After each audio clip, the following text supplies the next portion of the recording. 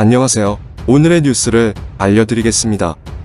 지난 2013년도부터 정부는 대기오염 개선을 위해서 전기차를 구매하는 사람들에게 보조금을 지급해왔습니다. 보조금은 최대 800만원까지 받을 수 있는 것으로 보여졌습니다. 이 때문에 비싼 전기차 판매 기업들이 많은 이득을 본다는 지적이 있었습니다. 하지만 한국 정부는 지난 3일에 2021년 전기자동차 보급 사업 보조금 업무 처리 지침 행정예고안을 발표했습니다. 올해부터는 차량 가격에 따라 보조금도 달라지는 것을 알 수 있는데요. 이에 따라 최대가 700만원으로 보여졌습니다. 9천만원 초과의 차량은 보조금을 받을 수 없고 6천만원 초과에서 9천만원 미만의 차량은 보조금의 50%, 6천만원 미만의 차량은 보조금을 100%로 지원을 한다는 것입니다. 이런 정부의 보조금 지급 기준이 변하게 되어서 많은 자동차 업체들이 비상사태에 돌입하였습니다.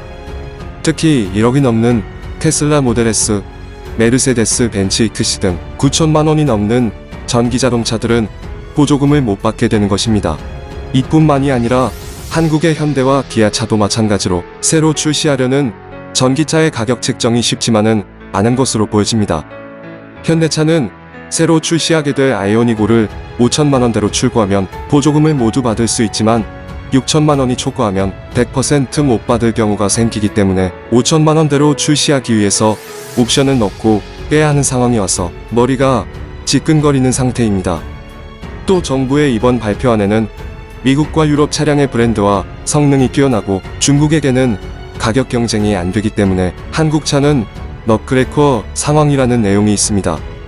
이러한 상황으로 인해서 정부는 고가의 전기 자동차에는 보조금 지급을 안 한다는 의미입니다. 하지만 다수의 한국 네티즌들은 다른 의견들을 보였습니다.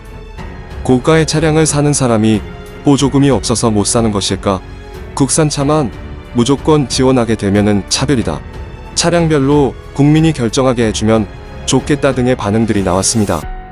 지난 10월에 테슬라는 중국에서도 전기차 보조금을 받기 위해서 가격을 낮춘 경험이 있습니다.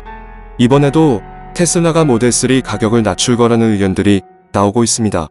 어떻게 보면은 한국 정부가 테슬라의 독주를 막기 위한 것으로도 보여졌습니다. 지난해 테슬라는 한국뿐만 아니라 전 세계적으로 모델 3을 앞세워서 판매량을 1위 했습니다. 1위를 차지하고 있는 테슬라를 쫄게 만드는 미국의 기업이 나타났습니다. 바로 퀀텀스케이프입니다. 퀀텀스케이프는 전고체 배터리를 개발하고 있는 기업인데요. 폭스바겐과 빌 게이츠가 팍팍 밀어주고 있는 회사입니다. 전고체 배터리는 현재 전기차에 사용되는 리튬이온 배터리의 전해액을 대신하여 고체로 바꾼 새롭게 떠오를 배터리입니다. 즉, 전지의 양극과 음극의 사이를 리튬이온이 왔다 갔다 하면서 리튬이온이 음극으로 가면 전기가 충전되어지고 양극으로 가면 전류가 발생하는 원리입니다. 현재 많은 전기차에는 리튬이온 배터리가 사용되는데 이 배터리의 전해질은 액체라는 게 가장 큰 문제입니다. 그렇기 때문에 과한 열이나 충격, 압력 등을 받으면 전해질이 새어나와 폭발할 수 있다는 것입니다. 뿐만 아니라 리튬이온 배터리가 사용되어지는 전기차는 한 번 충전하는데 30분에서 1시간이 걸렸습니다. 반면 퀀텀스케이프가 개발 중인 전고체는 발화점이 높아서 폭발의 위험성이 낮고 15분 만에 80%까지 충전이 가능한 것으로 보여집니다.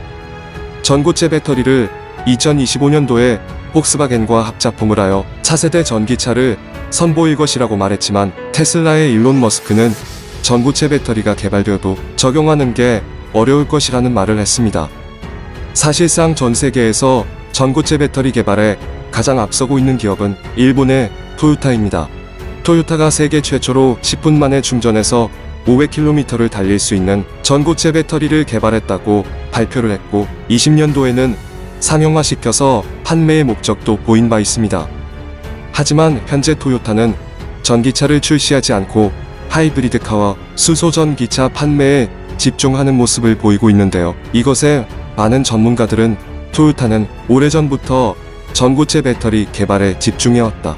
그리고 토요타가 가지고 있는 특허만 해도 1000개가 넘기 때문에 다른 기업들이 전고체 배터리를 개발하는 데 있어서 힘이 든다라고 말을 했습니다. 토요타가 마음만 먹고 바로 전기차를 출시하게 되면 전기차 시장에서 주도권이 토요타로 넘어가기 때문에 한국도 빨리 개발해야 한다라는 말이 나오고 있습니다.